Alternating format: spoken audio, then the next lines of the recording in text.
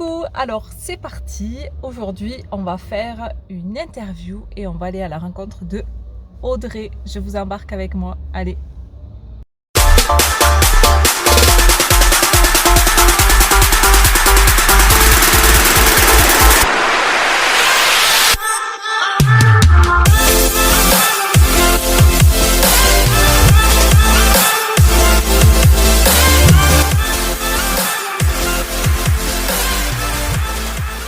Audrey, bonjour. Donc, je t'ai demandé de participer directement à cette interview parce que j'ai connu la boutique il y a quelques temps maintenant et j'ai trouvé très intéressant en fait ton approche qui est beaucoup plus qu'une boutique où tu vends.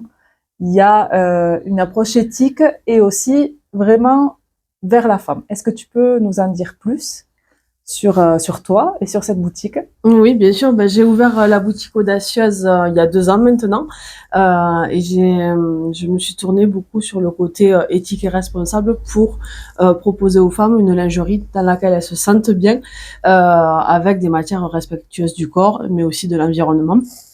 Et au-delà de ça, c'est vraiment une vraie envie, d'avoir un accompagnement pour que chaque femme s'accepte telle qu'elle est, sans avoir besoin de modifier son corps, mais par contre, voilà, de choisir un bon soutien-gorge à la bonne taille et qui va la valoriser, tout simplement. Ouais, c'est vrai, c'est vraiment pour ça que je suis venue vers toi, comme les hardis. C'est vraiment, pour moi, la chaîne pour aider les femmes à avoir confiance en soi et aimer leur corps. Je me suis dit, j'ai de suite pensé à toi. Je me suis dit, avec tes sous-vêtements, et puis je vois que c'est ce que tu apportes. Donc, c'est pour ça que moi, j'ai de suite pensé à toi. Je te remercie.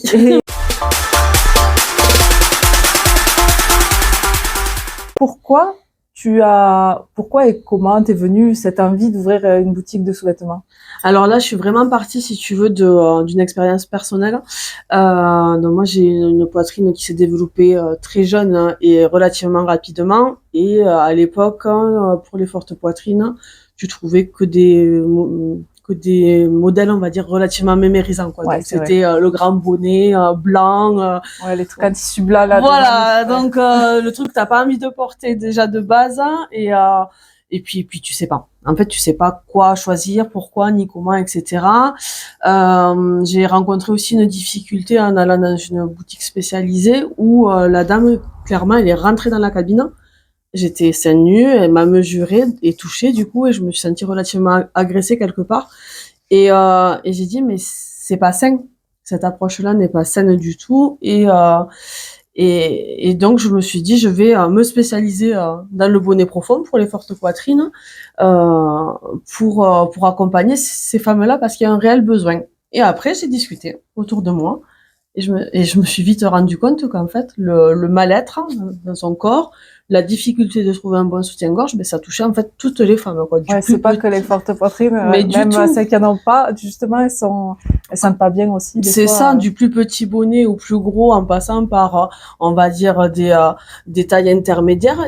Chacune se dit, mais j'ai mal, ou ça gratte, ou je me sens pas bien.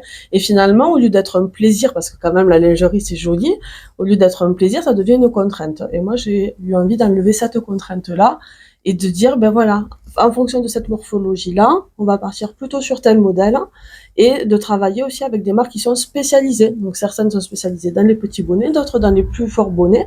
Et au moins, ça change la silhouette, on est bien dedans parce qu'on a des bonnes matières et on a beaucoup plus d'assurance.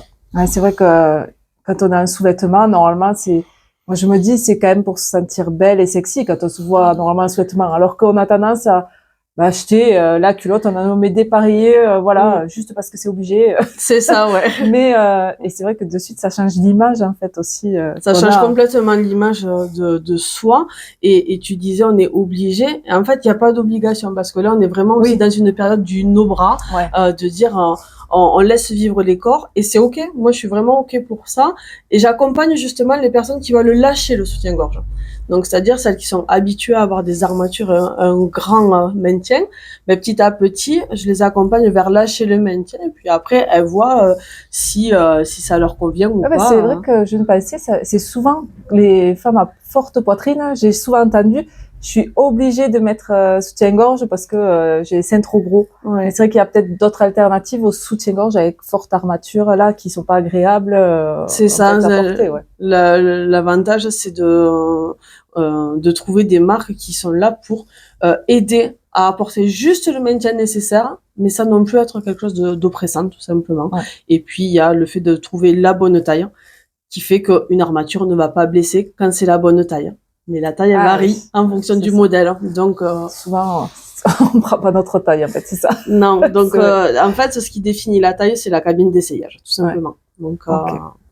et ici, du coup, on va trouver des modèles qui vont du bonnet A au bonnet J, et plus sur commande, et on va du XS au double XL, grosso modo, sur les bas.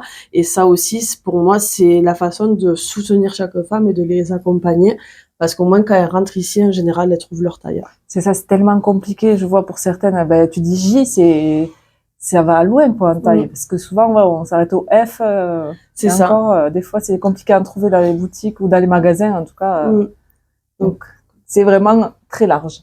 Oui, voilà, c'est le but d'accompagner chaque morphologie et avec avec un œil extérieur et puis que chacune puisse avoir un regard tendre sur elle-même dans la cabine.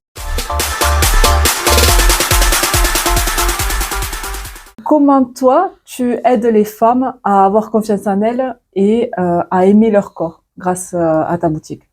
Dès que j'ai quelqu'un qui rentre dans la boutique, la première étape, en fait, elle passe vraiment par l'écoute. Donc, je vais essayer de cibler les problématiques, les envies et les besoins de chacune, ce qui va me permettre de les orienter. Et ensuite, si tu veux, c'est pas une boutique où on me dit « Ah, super, je veux ce modèle en telle taille ». Non, c'est plutôt « J'ai envie et besoin de ça, de me sentir de telle façon. Qu'est-ce que vous me conseillez ?» Et du coup, moi, en fonction de la morphologie et je vais aller préconiser une forme, une matière, etc. Et comme je disais tout à l'heure, c'est la cabine d'essayage qui définit vraiment le bon modèle, la bonne taille. Et on prend le temps. Je vais pas rentrer dans la cabine sans autorisation aussi, par exemple. C'est quelque chose où j'attends qu'on me dise « Ok, je suis prête, vous pouvez venir pour que je fasse les réglages, etc. » On prend le temps. Et pour moi, c'est vraiment aussi, je crois que c'est un élément clé de de l'accompagnement et du fait de mettre les femmes en confiance. Je les invite aussi à pas focaliser sur un défaut, parce que c'est souvent ce qui se passe. Oui, mais j'ai tel petit défaut là, voilà, tel petit défaut là, etc. Donc là, j'invite souvent à fermer les yeux, à voir si on se sent bien dans ce qu'on porte, et quand on les réouvre, de se regarder de bas en haut dans le reflet et du miroir, et de comprendre que on est un corps entier et que toutes les personnes autour, elles voient pas ce petit défaut sur lequel on focalise. Donc voilà, il y a vraiment c'est pas juste on vérifie que la taille elle est bonne, c'est un accompagnement général. Et ensuite, alors soit pour les plus pudiques, soit pour les femmes qui ont envie de passer un super moment entre copines, je propose la possibilité de privatiser la boutique sur une après-midi, par exemple. Au plus pudique, ça va leur permettre de venir avec des personnes de confiance et de se dire on n'est que entre nous, et je me fais conseiller par une professionnelle et par un entourage sain, et au plus festif, de profiter toutes ensemble d'un moment de convivialité. Voilà. Donc c'est l'envie d'impulser des choses un peu dynamiques et, en fait, sympas. de passer un moment sympa en faisant attention à soi et en pensant à soi. Là. Exactement. C'est vraiment, on pense rien qu'à soi quand on vient, surtout quand on privatise. En plus, on sait que on va t'avoir rien que pour nous. Voilà, c'est ça. Je vous bichonne. C'est ça.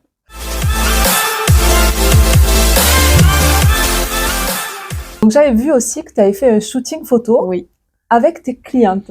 C'est ça. Donc, pourquoi avoir choisi du coup plutôt tes clientes que des mannequins professionnels ou autres? Alors justement, en tant que spectatrice, on va dire, quand on voit des publicités ou autres avec des mannequins, on se pose jamais la question de si ces femmes-là se sentent bien dans leur corps ou pas. On se dit que oui, elles sont bien dans leur corps et basta. Donc là, le fait de choisir des clientes, c'était de montrer la pureté de chacune, tout simplement, de dire peut-être que elles ont chacune leur propre problématique et elles osent passer le cap et de se montrer en sous-vêtements. J'ai sélectionné aussi diverses morphologies pour montrer justement tout que tous les corps sont beaux, que Ouais, ce que j'allais dire, parce que vraiment elles sont toutes belles et toutes les morphologies différentes, elles sont toutes belles. C'est ça, que cette diversité des corps, si on regarde à l'extérieur, c'est ça. Il n'y a pas une seule personne qui est identique à une autre.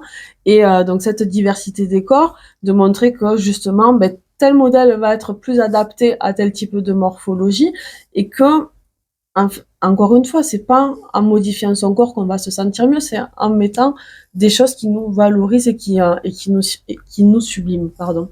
Et ça, c'était primordial pour moi. Et ça permettait aussi, du coup, implicitement, de faire comprendre que, quelle que soit notre taille, on pouvait trouver son bonheur.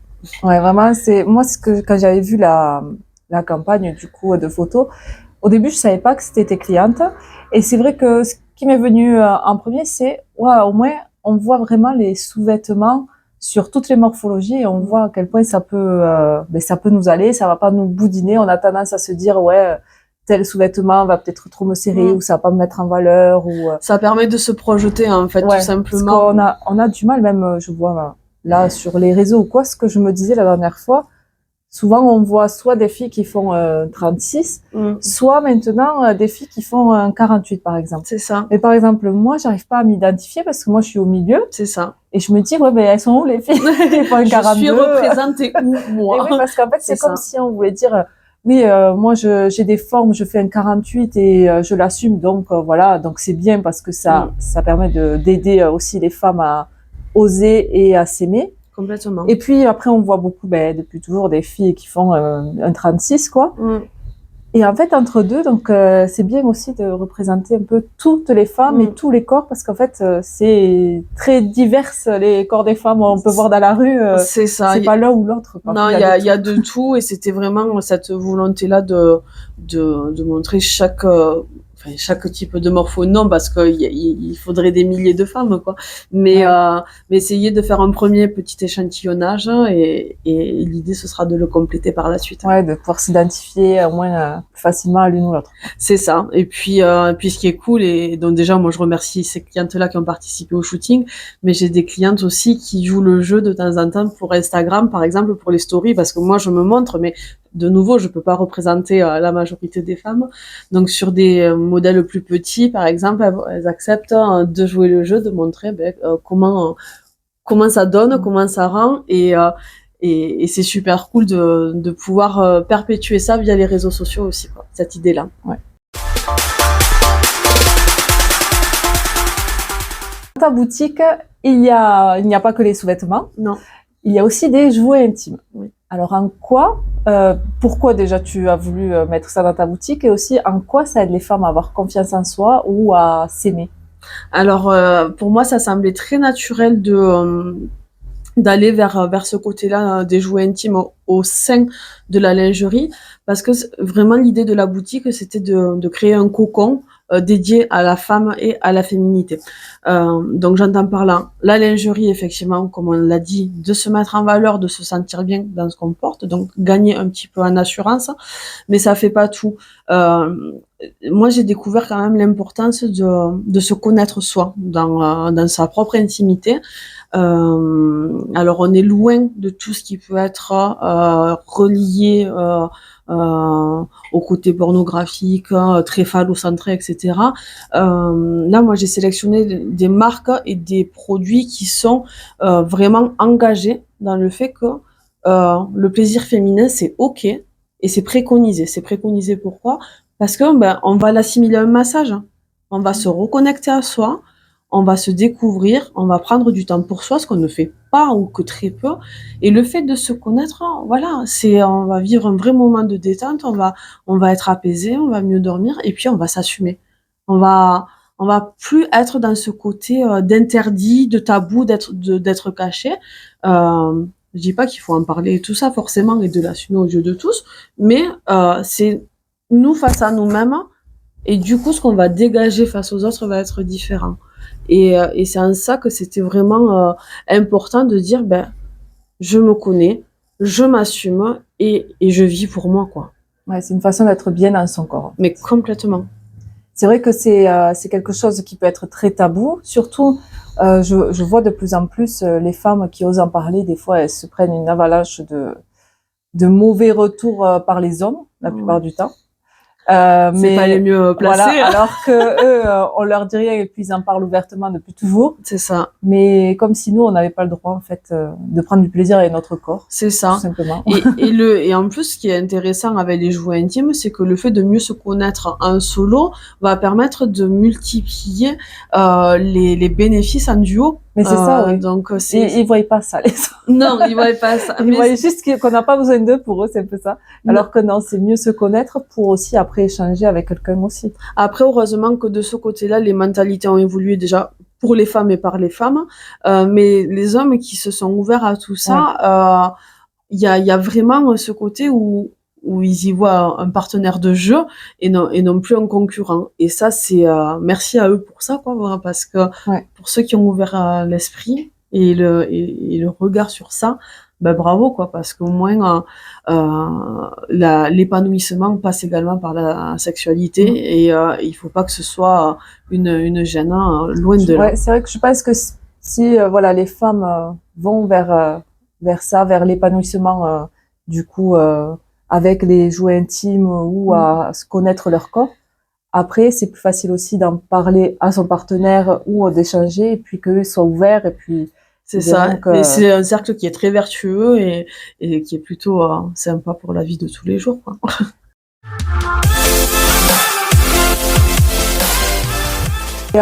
Alors les produits, comme tes sous-vêtements, tu les choisis de façon très spéciale. Tu choisis pas n'importe quoi. Non. Alors si on reste sur les jouets, bon, ben déjà clairement c'est la qualité. Donc moi, tout ce que j'ai choisi sont en silicone médicalisé, donc comme ça il y a un respect quand même de notre intimité, ce qui est pas rien. Et au-delà de ça, donc c'est des marques qui souhaitent pas être vendues justement dans des sex shops. Ouais. C'est vraiment des marques qui sont très très engagées dans leur discours c'est ok, tu prends du temps pour toi, c'est pas une quête à l'orgasme, c'est vraiment tu développes ta sensorialité. Et ça c'est super. La plupart sont de très jeunes marques, hein. Une qui vient de se créer par exemple, celle-ci, donc c'est Nu. Une autre qui s'est créée il y a quelques années, il y a 3 ans grosso modo, c'est Puissante. Puis j'en ai 2-3 autres, mais en tous les cas, voilà, c'est ça. Mais en tous les cas, voilà, il y a une vraie dynamique positive, et c'est ce côté éthique là que je recherche pour les jouets. Et la dimension éthique et responsable pour la lingerie, c'est des marques, la plupart des marques qui sont françaises, qui vont fabriquer donc soit en France, soit en Europe ou proche Europe, déjà pour limiter l'impact écologique et environnemental, pour prendre soin de la planète. C'est des marques qui vont pas produire énormément, pour qu'il n'y ait pas justement de déchets textiles. Alors il y aura pas des nouveaux modèles tous les 15 jours ou tous les mois, loin de là, mais il y a des matières premières qui sont respectueuses du corps et de l'environnement, comme des cotons bio, des dentelles recyclées. Sur les maillots par exemple, j'ai des maillots qui sont fabriqués à partir de plastique récupérés en mer et transformés, et tout ça en fait ça permet d'avoir des matières ultra douces où on va pas faire de réaction allergique, et on fait du coup de nouveau attention à la planète qui va pas forcément très bien. Régulièrement, tu fais aussi des soirées à thème dans ta boutique, ouvertes à tous. Oui. Et donc c'est différents thèmes à chaque fois. Est-ce que tu peux nous en dire un peu plus pourquoi tu ouvres ta boutique comme ça le soir pour faire des soirées? Alors j'aime beaucoup moi le côté très convivial des soirées, de pouvoir prendre le temps de nouveau. C'est vraiment le maître mot, c'est prendre le temps pour soi, pour échanger avec les autres, faire des rencontres. Et ces soirées, voilà, il y a toujours de quoi partager autour d'un bon petit verre de vin et de quelques petits amuse-bouches. Et effectivement, en fonction du moment de l'année, va y avoir une thématique. Par exemple, pour Octobre Rose, j'avais invité une sage-femme pour donner des conseils. Pour la nouvelle année, dans la thématique des bonnes résolutions, j'avais invité des professionnels du bien-être pour se présenter et ce qui permet à mes clientes de rencontrer et de se dire ah ben j'ai un bon feeling plus avec cette personne qu'avec celle-là, donc je vais aller plus vers telle pratique, parce que toutes les femmes on a ce besoin d'un accompagnement au niveau du bien-être, et ça me semblait primordial. Autour de la Saint-Valentin, des soirées autour de la thématique jouets intimes, où j'ai pu inviter certaines créatrices de jouets pour présenter leurs produits. Les soirées anniversaires, évidemment. et voilà, vraiment, cette idée-là, c'est de créer du lien. Et c'est quand même voilà toujours tourné vers le bien-être de la femme et voilà les aider à trouver ce qui peut leur faire du bien grâce aux échanges, grâce aux présentations de personnes, parce que du coup aussi tu fais venir d'autres personnes que tu connais pour les présenter et créer des liens en fait. C'est ça, tout à fait, parce que si tu veux, on va dire dans la cabine d'essayage, j'ai une vraie mise à nu moi de mes clientes, et elle n'est pas que physique, elle est vraiment émotionnelle aussi, parce qu'elles se confient beaucoup, mes clientes, sur leurs diverses problématiques, et moi je suis pas une professionnelle de ce côté-là pour faire cet accompagnement thérapeutique, mais par contre voilà, j'ai beaucoup des personnes. Voilà, on a un vrai réseau sur Carcassonne qui est hyper porteur, et du coup ça me permet de distribuer les petites cartes de visite, de dire appelle plutôt celle-là ou plutôt celle-là, et c'est porteur, mais une carte de visite reste un bout de papier. Et là, avec ce genre de soirée, chacune peut se rencontrer, échanger et passer à l'action pour reprendre soin de soi, quoi. C'est super. Merci, parce que moi, je suis venue à quelques soirées et c'est vrai que j'ai rencontré d'autres personnes. J'ai pu échanger et du coup, c'est vrai qu'en effet, Carcassonne, voilà, il y a un groupe comme ça de femmes qui s'aident, qui s'entraident, et c'est génial. Oui, c'est vraiment très porteur, et c'est très bénéfique. Il y a vraiment cet élan de sororité qui se crée, et il y a beaucoup de bienveillance aussi. C'est ça, la bienveillance, le partage, l'écoute. Il n'y a pas de jugement, et tout ça on peut le retrouver dans les soirées, on peut le retrouver auprès de toutes ces professionnelles que vous êtes, toi et les autres, et ça fait du bien. Ça fait clairement du bien. Ouais, c'est super. Merci.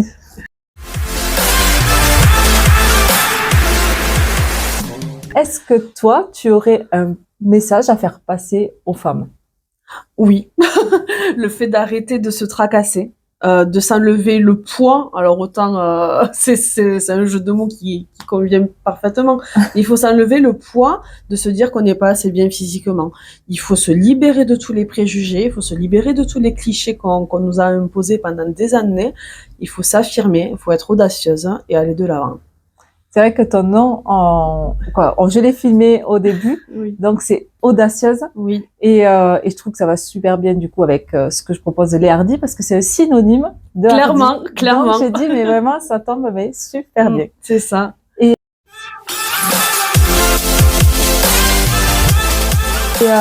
est-ce que toi, tu penses être une hardie, du coup? Justement, vu qu'il y a ce synonyme-là, mais oui, clairement. Et voilà, que ce soit toi, les hardis au pluriel, moi aussi, audacieuse est au pluriel. Et l'idée, c'est que soyons tous hardis, soyons toutes audacieuses, et créons une belle communauté, quoi.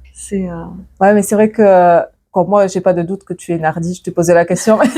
Merci. Mais c'est vrai que ce côté d'oser, et on le voit aussi, puisque comme tu disais, tu te montres aussi, toi, sur les réseaux, en sous-vêtements, tu montres tes produits, et c'est aussi une part de toi que tu as osé montrer ton corps, tes sous-vêtements, et ouvrir aussi la possibilité aux autres femmes de faire de même, et de ne pas se cacher et d'assumer qui on est, quoi. C'est ça. Et croyez-moi, je reviens de loin, et d'où la nécessité de se faire accompagner. C'est clairement nécessaire, c'est primordial, et c'est pas parce que parfois il y a des petits coups de mou que tout est fini. Au contraire, il faut relancer la machine, continuer d'être hardie et audacieuse, et de vivre une belle vie.